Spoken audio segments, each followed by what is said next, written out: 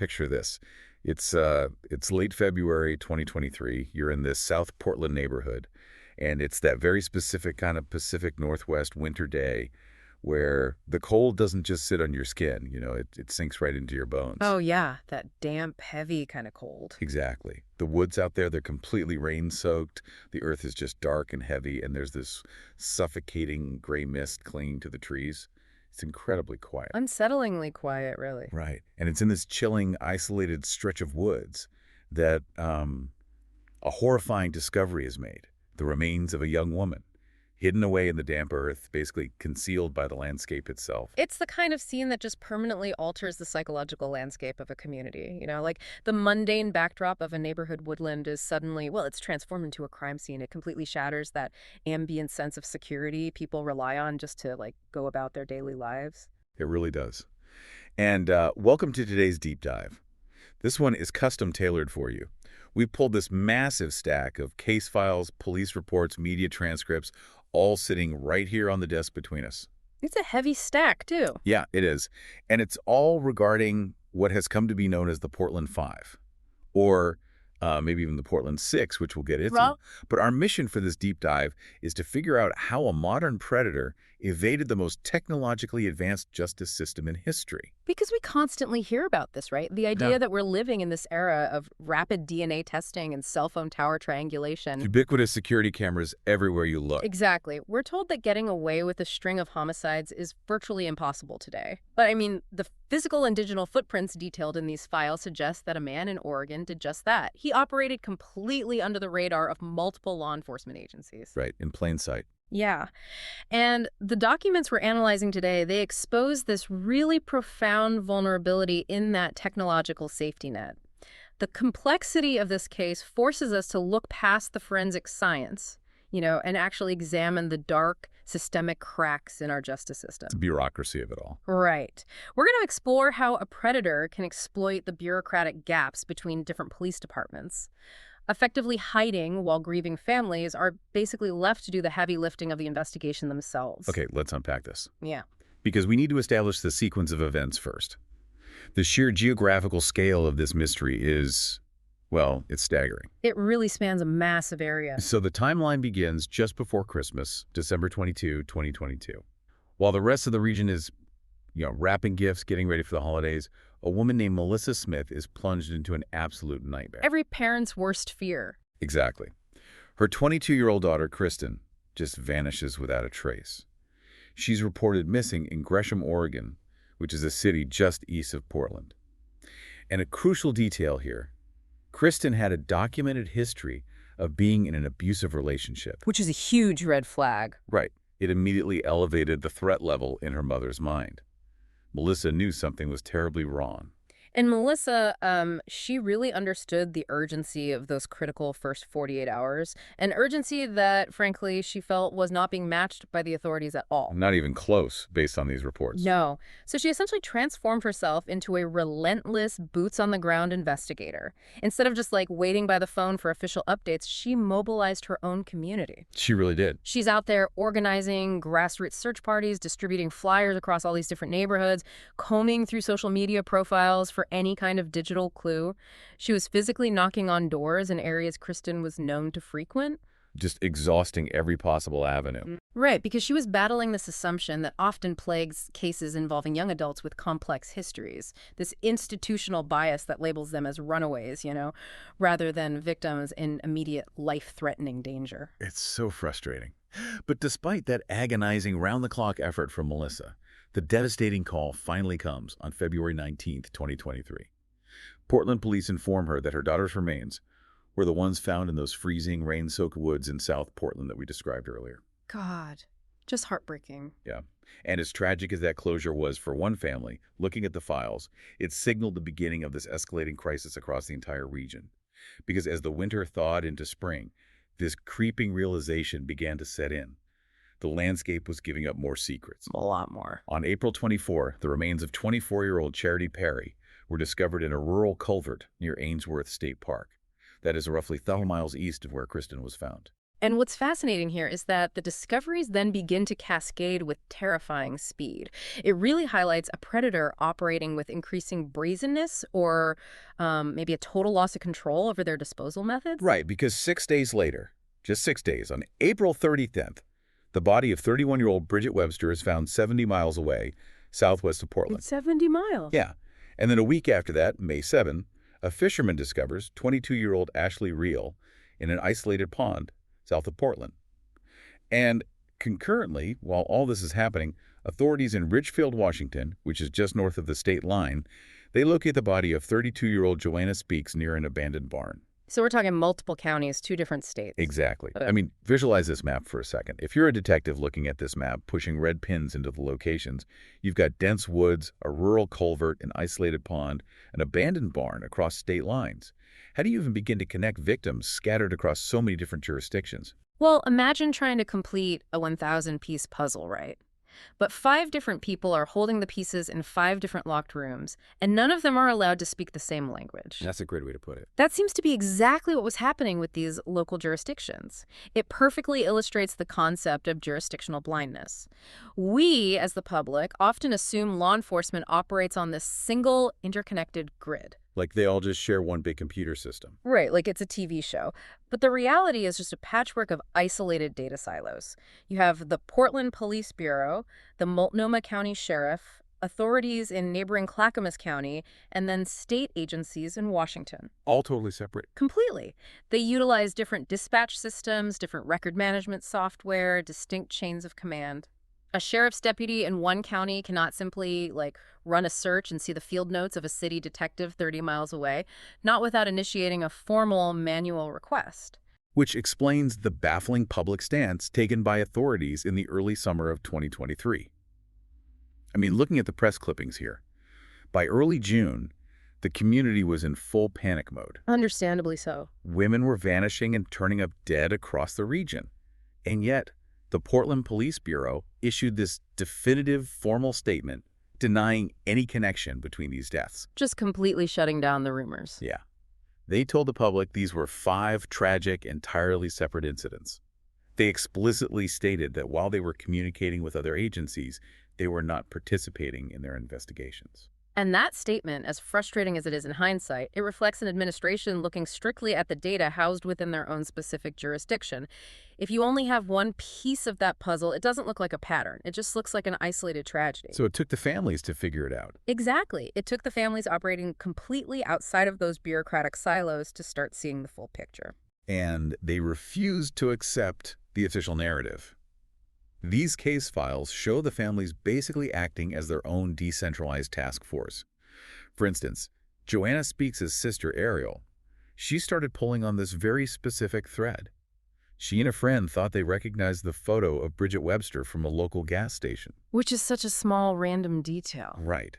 But instead of letting it go, Ariel dug into their backgrounds and uncovered this crucial link. Yeah. Joanna and Bridget had gone to grade school together and had recently reconnected. Wow. This was a tangible human connection, bridging 2 victims found miles apart. And see, data algorithms and rigid police databases, they routinely miss those nuanced human connections. A database looks for shared addresses or, prior co-arrests. It doesn't flag childhood friendships rekindled years later. It takes a person to see that. Exactly. So the family's grassroots advocacy, armed with this newly discovered link, it created immense, unignorable pressure on the various law enforcement agencies to finally, integrate their intelligence. And that pressure resulted in a sudden, whiplash-inducing reversal. Right. In July 2023, multiple agencies issued this bombshell joint press release. The silos were finally breached. Finally. Authorities officially linked 4 of the victims, Kristen, Charity, Bridget, and Ashley, to a single person of interest. Now, Joanna Speaks was conspicuously excluded from this initial grouping, but the unified front was established. And almost immediately, the media leaked the name of this POI, Jesse Lee Calhoun. And here's where it gets really interesting. Oh, yeah. Because the circumstances surrounding his apprehension, it gives us a really clear window into his psychological state at the time. Right, because when authorities closed in on him for parole violations in June of 2023, he didn't just surrender. He attempted this desperate evasion by actually plunging into the Willamette River. Yeah, you don't jump into a treacherous freezing river just to escape a standard parole violation check. No, absolutely not. That is the highly motivated act of someone who knows exactly the magnitude of what the authorities are coming for. Mm. He knew his digital and physical footprints had finally caught up to him. He knew it was over. But to understand the true intellectual horror of this case, we have to examine how Calhoun was out on the streets in the first place. I'm looking at his rap sheet right now, and in Oregon it dates back to 2003. That's extensive. Filled with stolen cars, burglaries, multiple violent felonies. But the critical juncture occurs in 2019. Calhoun is arrested after attempting to choke a police canine, and then he subsequently assaulted the human officer who's attempting to serve him a warrant. Just brazen violence against law enforcement. Yeah, and he is convicted and sentenced to 50 months for that, which put his scheduled release date at June 30, 2022. But he didn't serve that full sentence. No, and this is where wait. So the bureaucratic mechanism that altered that timeline, it's where public policy and public safety collided with just devastating results. It's incredibly frustrating to read. You look at this record, and you have to wonder, on behalf of the listener here, how does the state justify releasing someone with his record, a history of severely violent assaults, a full year early? Well, the files show that in 2020, Oregon experienced some of the most horrific wildfires in its history. Yeah, the sky was literally orange. Right. And to combat those blazes, the state utilized inmates on firefighting crews. And Calhoun was among them. So in 2021, the governor commuted the sentences of 41 inmates as a reward for this service, knocking about a year off their time. So he gets out early. Jesse Calhoun was released on July 22, 2021, a full year before his original sentence was up. I mean, wait, so fighting fires somehow erases a history of severely violent assaults against officers? Like manual strangulation of a canine? I know. It sounds completely insane when you look at it case by case. But this represents a profound tension between administrative policy and granular reality. On a macro level, the state was dealing with severe prison overcrowding during a pandemic, plus a historic environmental crisis. But they just needed bodies out of the prisons. Yeah, and the policy was designed to incentivize rehabilitation and reward public service. The problem is, the algorithm for clemency simply looked for inmates who fought fires and met baseline criteria. It did not heavily weigh the specific violent nuances of an individual's history. You didn't look at the details. No, when blanket clemency policies are applied without rigorous, individualized risk assessments, a predator can just slip right through the bureaucratic cracks. And they're essentially handed the keys to the city. And the true tragedy, detailed in these police reports, is that Calhoun was heavily on the radar of local police during his killing spree. This is the part that just makes your stomach drop. Let's look at the timeline involving Ashley Reel's father, Jose. In November 2022, months before any of the victims were discovered, Ashley came to her dad in a state of absolute terror. She had visible choke marks on her throat and explicitly named Jesse Calhoun as her attacker. She told them exactly who it was. Yes. And Jose took all the correct steps. He brought her to the hospital for treatment. They filed the formal police report. They did everything you're supposed to do. And if we connect this to the bigger picture, Portland police did attempt to enlist Ashley's help to locate him. But the psychological trauma and fear of retaliation, which is incredibly common in domestic abuse cases, it kept her from cooperating further. She was just too terrified. Right. Consequently, the case was transferred to the Multnomah County Sheriff's Office, and the administrative machinery just ground to a halt. Complete radio silence. The files note that Jose and his wife repeatedly called for updates and received nothing. And then, 6 months later, Ashley was dead. It's devastating. The information about a violent physical assault by a recently paroled felon was just sitting dormant in a filing cabinet. If the county sheriff and the city police had integrated their data systems, if a red flag had been triggered notifying the parole board of this assault report, Calhoun could have been remanded immediately. Right, because he was on parole. The failure wasn't a lack of evidence. It was a total failure of the systems to communicate that evidence to each other. And the digital forensics from Calhoun's own devices, they further underscore this exact point. While the families were fighting for transparency, Calhoun's girlfriend, the woman who was present during his river escape, she came forward with crucial information. This was a massive turning point. Huge. She confirmed that Calhoun and Ashley Reel had been involved in an on and off sexual relationship from December 2021 to December 2022. But more importantly, she provided the key to cracking the digital footprint. In our interviews, she described seeing an explicit video on Calhoun's phone featuring a woman she didn't recognize at the time. Just a random woman on his phone, she thought. Right. It was only after seeing the widespread news reports later on that she realized the woman captured in that footage was Bridget Webster. And this is where modern investigative technology finally asserts itself, albeit way too late to prevent the crimes. Digital forensics experts were able to extract the metadata from that video. The invisible digital trail. Exactly. The GPS coordinates, the precise timestamps, the location data embedded deep in the file. That metadata is the definitive bridge connecting the suspect in Portland to a victim discovered 70 miles away.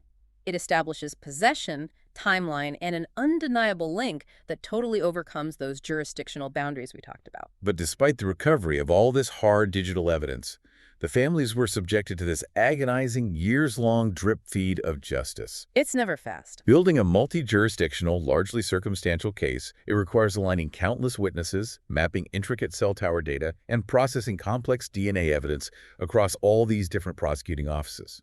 In November 2023, authorities finally acknowledged Joanna Speak's case fell under Portland's jurisdiction, theorizing she was killed there before being transported to Washington. But even then, the wheels move so slowly. Yeah, it took until May of 2024 for a grand jury to finally indict Calhoun. And get this, that indictment only covered 3 murders: Charity Perry, Bridget Webster, and Joanna Speaks. Kristen Smith and Ashley Reel were left out. And the psychological toll of that initial partial indictment on Melissa Smith and Jose Real, I mean, it's difficult to even quantify. Just sit there and hear that. Right.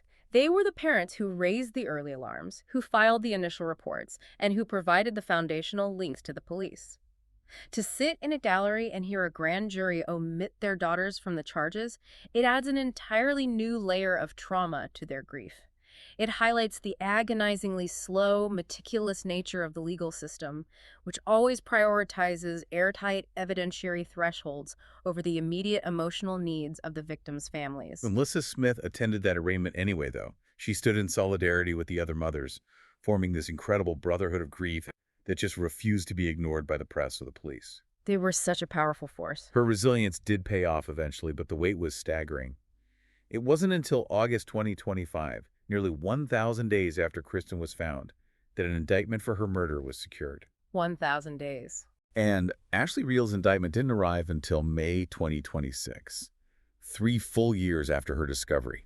But during one of the numerous press conferences over these years, Charity Perry's mother stepped up to the microphone. The files note that the room, packed with media, fell completely silent. You could hear a pin drop. She had something important to say. She looked directly into the camera lenses, addressing Calhoun with just chilling clarity. I'm going to read this exactly as it's transcribed here. She said, "You are not the smartest person in the room. You think that you are, and maybe the day of your crime you were, but there's no way you will keep going and not be caught. Doesn't matter if it's 2 days, 2 weeks, 2 months, 2 centuries, the world will find you." Wow.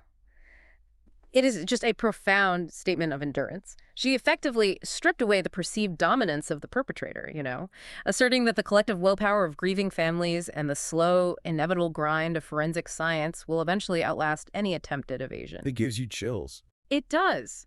However, as comprehensive as those 5 indictments are, the files contain one final, unresolved section that casts a really long shadow over this entire investigation. Yeah. The Portland 5 might actually be the Portland 6. There is a ghost lingering in these reports. In late May 2023, while the discoveries of the other victims were absolutely dominating the local headlines, the Multnomah County Medical Examiner issued this quiet plea to the public. Almost got lost in the noise. Exactly. On April 24th, which is the exact same day Charity Perry was found in the culvert, another woman was discovered dead near Interstate 205 in the Lentz neighborhood of Portland. And to this day, she remains unidentified. Her physical profile is what demands intense scrutiny when you're analyzing the broader patterns of this case. So what does this all mean? The files describe her as Native American or Alaska Native, estimated to be between 25 and 40 years old. But the haunting metric here is her stature. She was exactly 5'1". Which fits the pattern. Perfectly. Looking at the known victims, Kristen Smith was 5'2" and weighed 100 pounds. Ashley Reel was 4'11" and weighed just 85 pounds. The physical similarities are glaring. They really are. The fact that she is still unidentified tells me this predator isn't just opportunistic. He is actively profiling women who have slipped through the cracks of society's safety nets. women who might not have an immediate support system to file a missing persons report on day one. And this raises an important question. That theory aligns perfectly with the behavioral profile of a serial predator. They exploit societal indifference, right? Yeah, they know who won't be looked for right away. They target the marginalized, the vulnerable, the transient, relying on the assumption that law enforcement will dedicate fewer resources to their disappearance. The existence of an unidentified victim on the exact same timeline, matching the exact physical typology of the known victims, forces us to question the true scope of the hunting grounds. How many more are there? Exactly. It suggests that there may be other unconnected, unknown victims hidden within the blind spots of the system. Which brings us to the specific markings noted in her autopsy report. She had 2 large scars on her lower left leg. She had 2 highly distinct tattoos. A black music note intertwined with the V on her upper chest and a Buddha on her upper back near the shoulder blade. She was found wearing a green long-sleeve shirt, a black and white jacket, blue jeans, and black and white Adidas cleats. These details are so specific. Somebody has to know her. They have to. The families of the known victims have forged this unshakable bond through this whole ordeal, forcing the justice system to act through sheer willpower. They are now bracing for a massive joint trial, slated for 2027 or 2028, where they will finally demand the answers they've been denied for years. But for this 6th woman, there is no family sitting in the gallery demanding justice. And as we close these case files today, I think we really need to consider the paradox of the modern criminal investigation. We comfort ourselves with the belief that technology, our cell phone tower pings, our Ring cameras, our rapid DNA sequencing, we think it provides this impenetrable shield against the monsters that haunted previous decades. We think we're so safe now. Yeah, right. But this deep dive proves a terrifying reality. The greatest asset a killer has today isn't an ability to evade forensics. It is the sheer grinding bureaucracy of the justice system itself. It's the paperwork. When a parole board, a county sheriff, and a city police department operate in isolated universes, failing to communicate critical intelligence, all the digital forensics in the world cannot proactively save a victim. The modern predator doesn't hide in the dark. He hides in the paperwork. He hides in the paperwork. That is, wow. I want you listening to hold on to the image of that unidentified 6th victim, the 5'1" woman with the Buddha tattoo on her back and the music note with a V on her chest. Because as this massive stack of files has proven time and time again, the real investigative breakthroughs rarely originate from a siloed government office or a proprietary database. No, they don't. They come from the public. They come from someone remembering a face, recognizing a specific tattoo, and deciding to speak up. Keep your eyes open. You never know when you might be the missing piece of the puzzle that brings someone out of those damp, freezing woods and finally gives them a name.